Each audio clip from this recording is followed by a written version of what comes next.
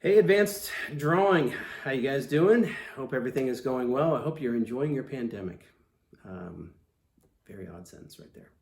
I am in my studio. This is week 3 of the pandemic, and it's my spring break. So I was out in the studio as much as I possibly could, and I got to actually do some artwork this week. I wasn't constantly answering emails and trying to figure out how I'm going to get through the next couple weeks or whatever. But what we're going to do this week for Advanced Drawing is we are going to be doing drawings of cloth. So we're going to be paying attention to folds and the flowing feature of cloth. And I'm going to show you a couple different examples of what to do and examples of what not to do.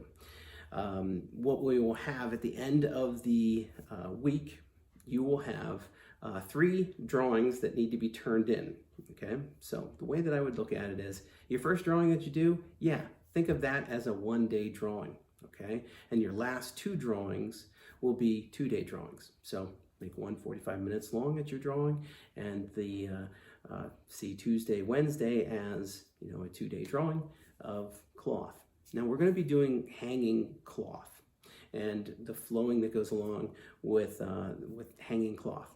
Very simple. You can just hang it over top of a door frame or hang it on a coat hanger. I really don't mind. Just make it so that you have some lighting and don't just go with flat cloth. Okay, so I'm going to shoot this vertically so that you can kind of see best the whole cloth and everything like that. So what I just have is just a simple bath towel. Have it hanging up just on a doorknob in this case right now. And what I want you to pay attention to is the fact that there are folds in this that are going to give the illusion of depth. And those folds are based on cylinders, okay? So in essence, you will have a highlight. As you wrap around, it becomes a little bit darker. And all of the folds are going to be coming up to one fulcrum. Okay, so one point, it's all heading toward that point. And that's going to give you that flow that says this cloth is hanging from one point. Okay, now adding things around here, you could add some detail, but don't go crazy with all of the details around it. But the most important thing is the cloth. But if the shadow were to add some detail, by all means, if the shadow is going to help add something to it, use it. Now, the example that I have right now, I have this place is lit way too much, okay? So what you'll notice is the cloth really doesn't have a lot of depth. In fact, it looks very flat. Now, at first you're like, I don't see what you're talking about. When I flip off the light, flip off the main light in the room, well, now I have a much different looking piece of cloth, okay? I have great shadows, with the cast shadow being over here, and the fact that there's going to be a gradient of shadow. So in other words, right in here, that's going to be the darkest. As it moves away, it's going to become a little bit lighter. Do not make this feel like a hard edge line. It's got a softer edge. This object should have harder edges to it. This would have a softer edge, so make sure that you show that. When I turn off the lights, you can definitely see that cylinder thing that I was talking about, where it's highlight to dark, then back up to a highlight, and then back down into a valley of dark, and back up to a highlight. Showing those kind of things will give volume, okay? And you can take some artistic license and say, okay, well, this one's going to have a little bit more bright. It's coming closer to me. If your cloth has detail, put it in, okay? So like when I'm looking at this, at first glance, I don't notice it, but look at this little tracer line that goes around there.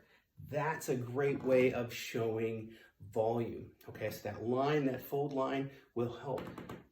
Giving it texture will also help.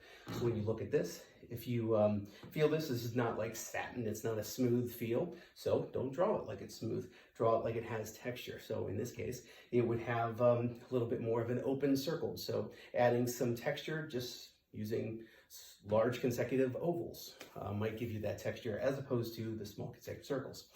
So with this, show volume, and that's what I'm looking for, okay? So like I said, 3 drawings by the end of the week. What I'm looking for is maybe the first day.